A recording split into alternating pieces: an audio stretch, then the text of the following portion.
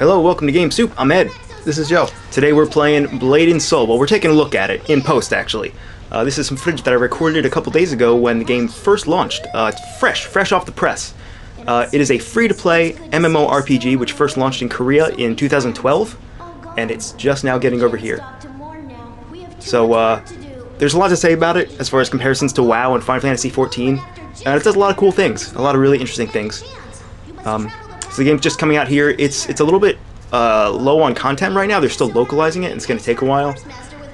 But if you like these kinds of games, MMOs, this is definitely an action-oriented MMO compared to the other big ones. So this is just one of the many cutscenes in the game. It's pretty story-driven. You know how like Final Fantasy XIV is a little bit story-driven? Yeah. It's got a large amount of cutscenes. This game so far is the same way. I'm only about an hour into the game. But I've got a lot of footage. I tried out two different classes. There's, traditional like magic users and summoners. This is my magic user class. But there's like blade masters. I think blade dancer, force master. I think there's 8 different classes and 4 different races. And they all have their own unique properties. Just like pretty much any MMO. But the really interesting thing is that it's free to play, and so that actually influences it in some really interesting ways. So, of course, there's microtransactions here and there. There's a whole shop where you can buy, you would think just cosmetics, but as it turns out, the game is, I don't know how you're going to feel about this, Joe. You can actually buy like healing items, like potions, and for example, items like keys to unlock chests. You can buy those things in the microtransaction shop. Can you get those without doing that? You can, and so far, what I've experienced is that in the first hour of play, like for example, you can buy those keys. I've already gotten like 10 of those keys. So it seems pretty generous, right? A lot of games do that up front. They'll give you a lot of the currency, right? And then they kind of taper off and give you less and less until it's time to start paying money. Which I don't really mind. I don't mind free to play so much, as long as you don't feel like you're getting screwed over. I think there's a fine line between pay to win and free to play, and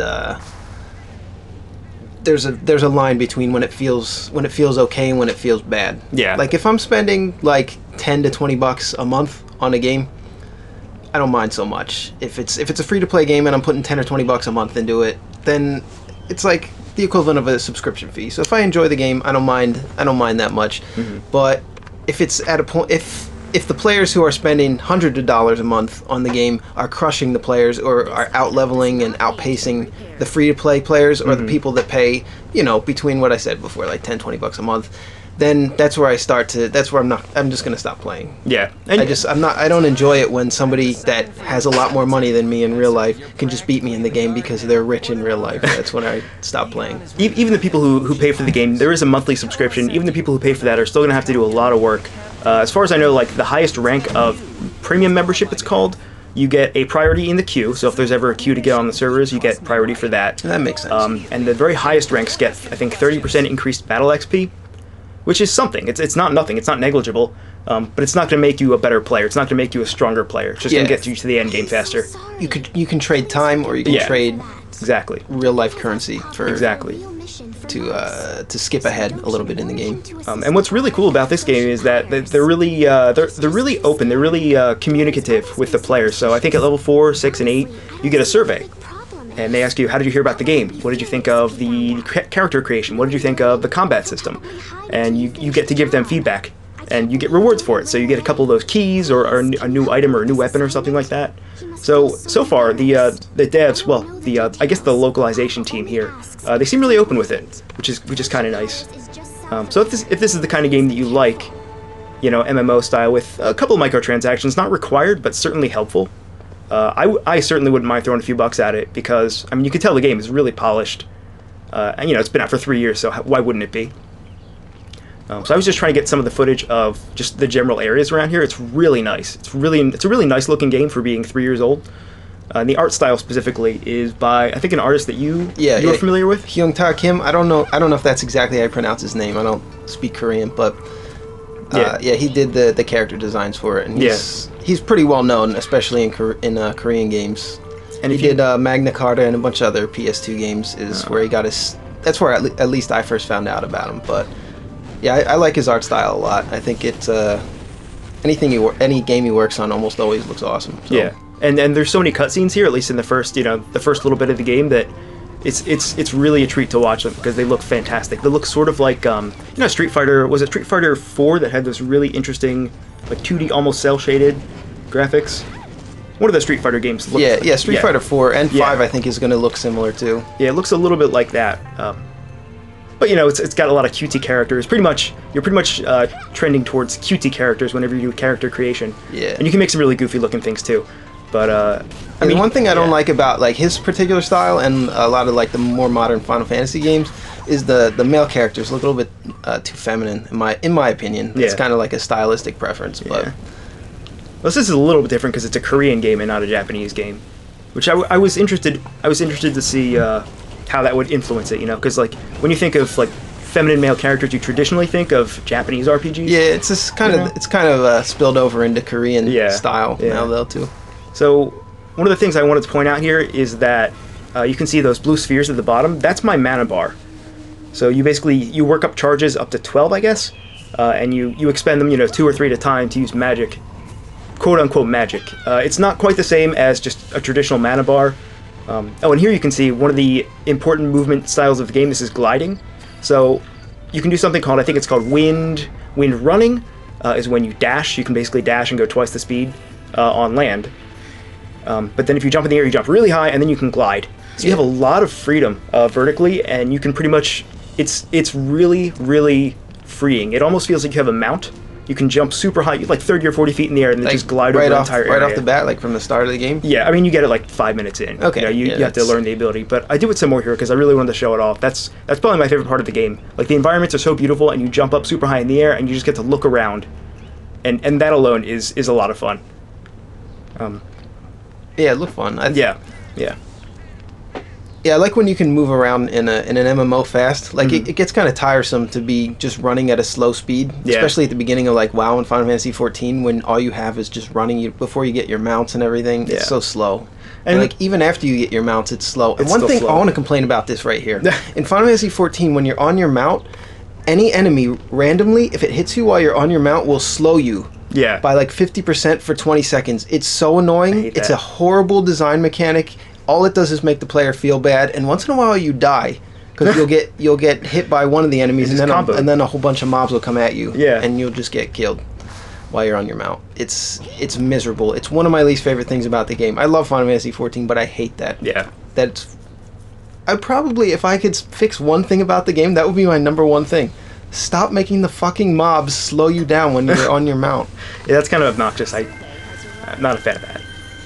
So here you can see I just reached level 6, and I really wanted to show off the a lot of the quest dialogues here, because it goes to an up close view of the NPC that you're talking to, and you can really see the art style there, and the voice acting is not too bad. Now here you can see I'm going to take this survey here, and I get a key, and I think that's an unsealing charm there. Oh, if you take the survey, you get prizes? Right. Oh, right. There you go. That's how they do it. Yeah. It costs them nothing, and they give you, and they get tons of data. Yeah. So, here they ask you questions like, how long have you known about Blade and Soul? What kind of player are you? But I really just wanted to show the graphics in this little town area here, because it's really detailed. It's more detailed than I thought it would be. It's more polished than I thought it would be. I was very pleasantly surprised. And that green thing over there to the left is basically, you're in World of Warcraft or in Final Fantasy XIV, you have your Aetheryte Stone, your teleportation stones. Yeah. That's basically what that is. Okay.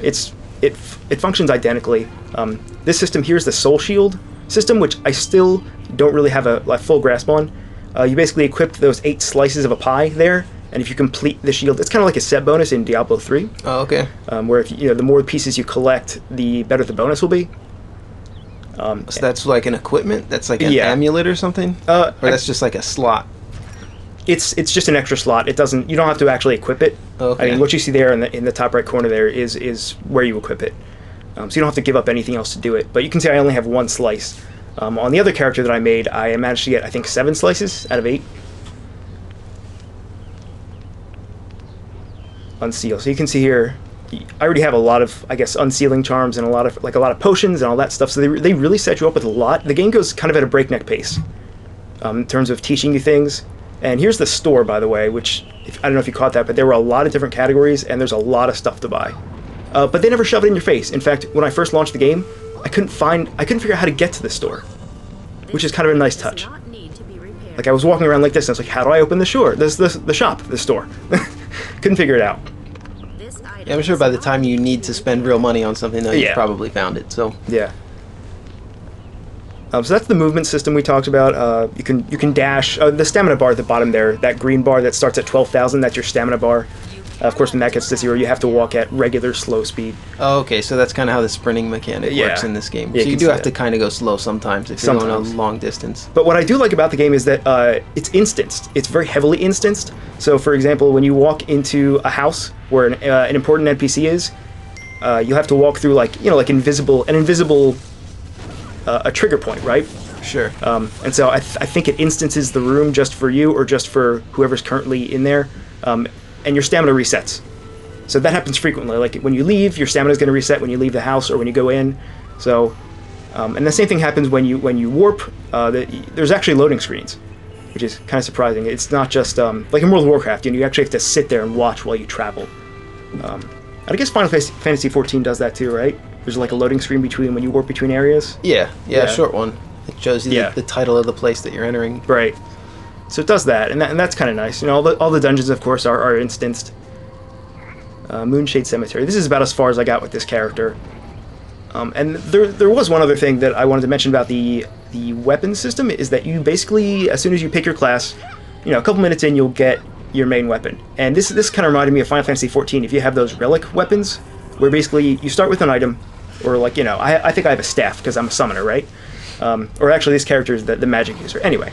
Whatever, you have your weapon, and as you go through the game, you'll continue to upgrade that weapon until you get to the end of the game, and you'll still have that same weapon. So from level 1, I think the level cap right now is 45, you're going to just keep that one weapon, and the way to improve it is to basically sacrifice other weapons. So there's all sorts of crafting materials. There's a very fleshed out profession system in crafting. There's all kinds of materials you can use to improve your weapons. So it's a whole lot of micromanagement, and I really wish that there was like a full-blown wiki on it. But since the game just launched, there's not much information. Right, at least not in English, I guess. Yeah, at least not in English. But I mean, you can see how crowded the game is here. If you tried to play this week at like prime hours, like between 5 p.m. and 10 p.m., there was a queue of 3,000 or 4,000 people. Yeah, this, from what I've heard and from what I've seen about the game, I haven't really seen that much, but it's a big release. It's probably like the biggest MMO maybe since Final Fantasy XIV to hit. I think that was a surprise to a lot of people because they weren't expecting that. They added 4 new servers, I think yesterday or the day before. They like 4 North America servers, and they also added 4 European servers. So I don't think they were expecting the reception. I like this guy with the axe that was in front of here. yeah, I really like the character designs. The voice acting is fine. It's more than passable. It's good. Okay, this guy's not really that feminine. No, he's not. He's not. But I guess like the designs of the clothing and like the costumes, the designs, they're a little bit. I guess they're creative, but it's not exactly the kind of style I like. I think they look better on like the female characters. Yeah. But like I don't know, they look kind of. This guy would look tougher, I think, if he had like something a little more. Something that made him look stronger, I guess. Yeah, I get what you're saying. So it's really interesting the way they localized this game. All the names and characters they left in, I guess, like Romanized Korean. Right, so this guy's name is Hajun, and there's a character, I forget what her name is. You talk to her a couple times throughout the game, throughout the first hour of the game, really. But all the characters here are basically, they have Korean names, just pronounced in English and typed out in English. So they didn't really localize that. They simply translated it. Of course, the area names and a bunch of the towns, they actually translated. So it kind of keeps that flavor, like the foreign sort of, I guess, Korean flavor of the characters. So I thought that was a really interesting touch, and it does work. I like it. So this was a really this was, I think, during the middle of the day. I think around 1:53 p.m. You can see it there in the corner. And here I'm just looking at the menu. This is the daily dash. This is, as far as I know, you get to spin the wheel, right? And what the number you roll on is the number of spaces you move. And as you pass these blocks with the bonuses on them, you get that item. I'm not really sure what the point is. It's just a fun little mini game. You can do it once a day? You can do it twice a day, but the first time you do it, you have to wait another hour before you can do it again. Oh, so it's to kind of keep you playing for an hour. Yeah, at least 1 hour. Yeah, they always have some kind of a gimmick to do that, and that seems to be... Okay. Yeah, but this was actually one of the most impressive things of the game to me. is the amount of options that you get. You have an incredible amount of options. And here I was just turning down the graphics to show you what it looks like on the lowest settings. And you can see the textures are really muddy, and it doesn't look that great. Actually, I think I went up and talked to somebody after this. It looks not great, but I'm guessing that it runs on lower end computers, which is, if you're an MMO company, that's what you're looking for. That's what you're trying to do. Yeah, like this is super, super basic. Like that tree over there, that sign. Yeah, you need to appeal to people that are using a laptop from a few years ago, maybe. Yeah. So you want to keep it available to as many people as possible, especially with an MMO. You're trying to fill up your servers, so. And this game was running at a constant 60 FPS, except for my recording software I guess it's resource heavy, because I can only get it to record at about 45 FPS while I was recording. So for the most part, everything is captured in 30 FPS just to keep it consistent. But here I crank it all the way up again, and you can really see the big difference it makes. And there's a nice little a motion blur effect that's not too in your face, which I really like. So what else did I want to mention here? I mean, yeah, if you're a fan of MMOs, then you're probably really familiar with it already. The combat system, though, is very, very, very different. I've never experienced anything like it. Do we have any dungeons or instances? No, because I'm too low level here. But there are. I think, I don't want to say for sure, but I think there are 4 endgame dungeons available right now. This is a cool little feature. You can actually tilt the camera and change it, so it's like an over-the-shoulder view, or you can do directly behind your character. You have complete freedom about how you control the camera, which is really nice. So I think here, crank it even farther, and you can see, that's a really cool cinematic view. I really like that. Yeah, you can see more of the characters this way. I find that in WoW and Final Fantasy XIV, if you're playing zoomed out all the way, which most people usually do, in third person or you zoomed out even farther, that you're not really paying that much attention to the other characters. You don't really get to see what they look like. You're kind of just looking at the environment, and the characters become a blur. So what I've started doing is when I'm playing Final Fantasy XIV, I go into first person mode, unless I'm in a dungeon or something that requires actual skill and fighting. But in the towns, or just when I'm wandering around the overworld and I don't need to fight, I play it in first person, so you can pay attention more to the details, rather than seeing everything at once. I found that to be true here as well. And it's kind of it's interesting to see what other players have chosen to make their characters look like and stuff. Right. Yeah, and the character creation here is very, very, very comprehensive, very exhaustive. Oh, this is really interesting. When you go to quit the game, it shows you what you've done in this play session. It shows you how much XP you earned, how much gold you earned, how many quests you did, and if you got any items, and the daily dash. So it basically gives you a summary of what you just did, which was really cool. I've never seen anything like that before in an MMO. We have some more footage. That was my mage, and this is the summoner. So, as a traditional summoner, you have a familiar or, a pet or something. Is it a cat? It's a cat, yeah. So, and, oh yeah, what I wanted to mention about the combat system was that it was different. In WoW, you have, 30 or 40 skills on your character that you pretty much have to bind to a whole bunch of different hotkeys, and you have a whole bunch of moves that you can do at any one time. But in this game, it's sort of contextual. So you can see the 2 rows of skills I have down there, right? But depending on what I'm doing in combat, those will actually change to completely different attacks. Right? So if I, for example, that top row 1 through 4 might just completely change into 4 different other moves that I can use when I'm in a particular stance, or when I'm in a particular position relative to the enemy. So I thought that was really cool. It sort of speeds up combat in a way. You're not hunting for all your hotkeys. You don't have to memorize a set of 40 different keys. I think I read an article that you only use 13 buttons, but there are still 40 or 50 moves, just to give you an idea of how frequently each hotkey is actually used for several different attacks, which I thought was really cool. But it is overwhelming, at least for me. I haven't played an MMO in a couple years. So here's more of this wind walking, I guess, or wind running. Yeah, I do like that system. I think that would be better for playing this game with the controller, which I heard they're trying to do for the local version. They're trying to have it natively support controllers. Yeah, I think there is controller support, which is nice. Oh, they already do have it? Yeah, I'm pretty sure they already have controller support. I'm going to give it a shot then. Yeah, it's really nice. I play Final Fantasy XIV on the controller, and there's so many abilities in that game that I'm just about out of space. Yeah. If they add more abilities for the class, my main class, and the few other classes I play, certainly will, then I'm not going to be able to use a controller anymore. They're going to have to figure out another way, another system. It's ridiculous how many abilities that you get, and I like this system that the buttons actually change depending on the situation that you're in. which you can sort of do with some of the abilities in Final Fantasy 14, but not many. Like you can't make a macro that says if you're on an enemy's flank that you're going to do a specific type of attack if you press this button. Right. You can't do stuff that's that specific. Right. Yeah, so it is kind of nice. I would still imagine that you would run out of buttons on a controller, because there's a lot of things that you can do, just like Final Fantasy 14. You know, there's these 8, 9, 10, whatever, however many icons there are down there. There's a lot that you can do. They would probably have to do something where you hold down L or R. Yeah. And but I think they would make it hit work. the button. Yeah, I'm sure they would with only 13 or 14 buttons needed. I think they'd be able to swing it pretty easily with a controller. I mean, Final Fantasy 14 did it, and they did it very well up to this point. But if it gets any more, like I said, I'm gonna run out of space. Yeah.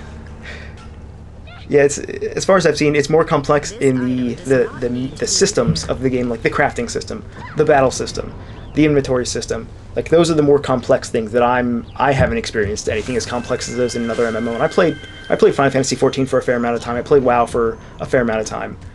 But I think there's a lot to dig into, more than those games. And I think partially because it is free to play. Like you get that daily dash. There's a lot of, you can do microtransactions, and to have a lot of microtransactions, you need a lot of rewards to give to the player. So I think they have a lot of things that you can do and a lot of different systems to sort of take up your time. Which these games do. Yeah, which is good if you want to get into the game. So yeah, I really enjoyed everything about it from my 3 hours of play. I was going to ask, do you know if it has like a traditional tank healer DPS system, or is everybody just kind of the same thing like in Diablo? I don't want to say for sure, but I don't think there are traditional roles. I should have pulled up a list of all the classes. Yes, there's like an assassin. I think there's 2 sword wielding classes, a summoning class. I don't think there's any traditional tank or traditional healing class. Okay. Like, they all have their own abilities. And you can see here, like, this is all there's skill trees, which I haven't even unlocked yet. But you can see on the left there's all my abilities that I can use. And you can see how they're all, like, those 6 abilities are all bound to the F key. Oh, that's a lot. All at once. Yeah. Yeah, so I think in the menus it's called the contextual skill slot. The only problem is I'm not sure when these things are active. For example, like what's bound to F right now is Doom and Bloom, I think, or Doom and Gloom. Doom and Bloom. Doom and Bloom. And I couldn't figure out why it was becoming available for me. So it might have been something to do with distance. And here you can see again, like all the skill slots. This shows you exactly what's in them, which is really nice. Okay, sort of and like you can see what you're going to get coming up. I like that. That's really Yeah. convenient the way that this is laid out. Yeah. I think this is better than anything that I've seen before, actually. Yeah, I don't play a lot of MMOs, though. Yeah. But I don't either, but I really like this. You get so much information, and you can you can see it in lists or in icons. Like they really go the extra mile to make you feel like you have everything you need.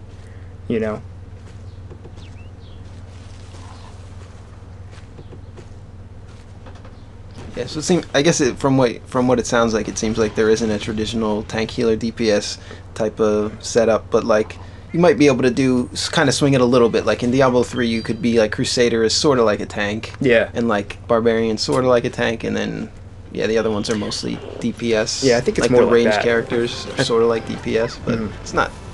And you can build any character kind of to have more defense, so it plays a little bit more like a tank. Right. So you could play like a melee DPS style Crusader or something if you wanted to as well. But And I think this is true, but I'm not positive because I haven't gotten there yet. But I think you can respec freely in this game, which is another one of those nice little bonuses in modern games. Like free respecing is just a convenience thing now.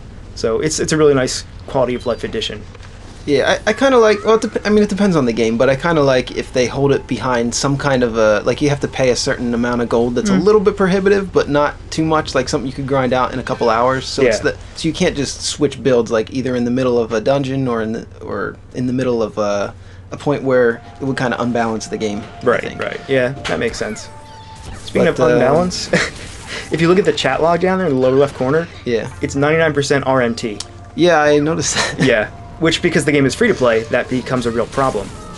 Yeah. Because anybody can just make an account, sign up for it, and log in and say, "Hey, go to bnsgold.com." Yeah, that's an issue. Yeah, but again, this was like the first couple days, so I imagine those things will either taper off as those players get banned, and you can also block them. You can just right click their names and block them.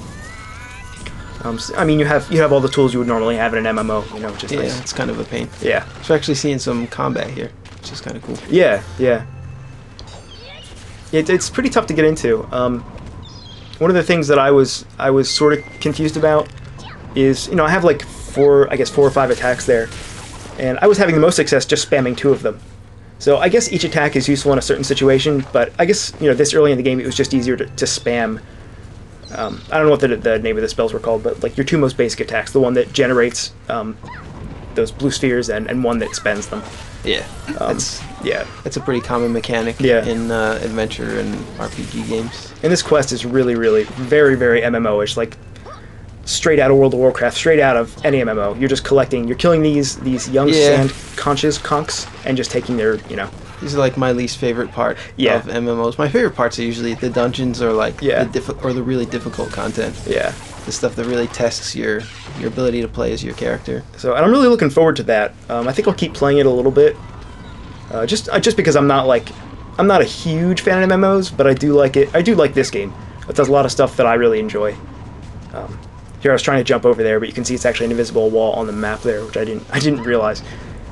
But the quests so far are pretty standard. It's a lot of go over here, talk to this guy, run to this other side of the map, talk to this guy, get 5 of these, kill 8 of these.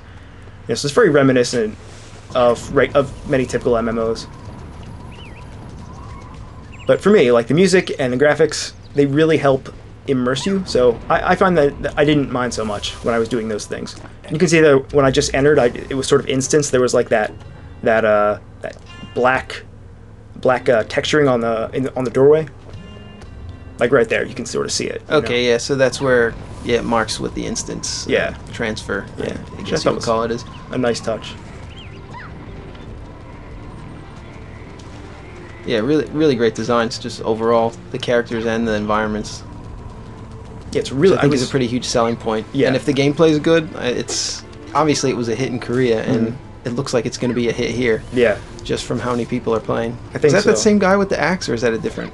It might be the same guy. I think I went through the same area twice on the footage here with 2 different characters. I have an urgent. You should. I'd like to think. This guy's name is Dochun. He comes up a lot. Oh yeah, Namsoyu. She also shows up a lot in this first part of the game. So I really like that, and like the architecture of the buildings is still very like they didn't try to cover it up, Like I found that this is a really well done localization because they leave almost everything intact. So I mean, I don't know. I played a fair amount of Path of Exile. I like that a lot. It is free to play, but it's not pay to win. And as we've seen with this game, it's pay to progress a little bit faster, but definitely not pay to win. So if that's sort of your thing, then this is definitely probably a good choice for you. There's no monthly subscription. You just download the game for free, sign up, and make a character and start playing. So, yeah, I don't know. That's Blade and Soul. Good luck getting on any of the original servers right now. If you sign up now, you can get on one of the North American servers if you're in North America, and hopefully you should be able to get on. But the reception of this game has been huge so far. So let us know what you think. If you've played the game, comment and tell us what you think of the game. I really like it. I would recommend it if you like MMOs, but you don't want to pay the monthly subscription, and you don't have, like you feel like you can invest 30 hours a week into it. This is something probably a little bit more casual that you can take your time with. And of course, you can run it on a lot of different systems, even very low spec systems, which is really nice. So, and I like the graphics, I like the sound, and the gameplay is really it's a little bit more active than your traditional MMO. So I'm a big fan of it. I like pretty much everything that it does. So I don't know, maybe we'll come back to it at some point. I don't know. Any final thoughts? It looks good. It looks good. There you Like have you it. said. Yeah. Okay, this is Blade and Soul. It's not on Steam. You have to go to their website to download it. Just make an account and get online. So yeah, that's it. Okay, thanks for watching Game Soup, guys. We'll see you next time.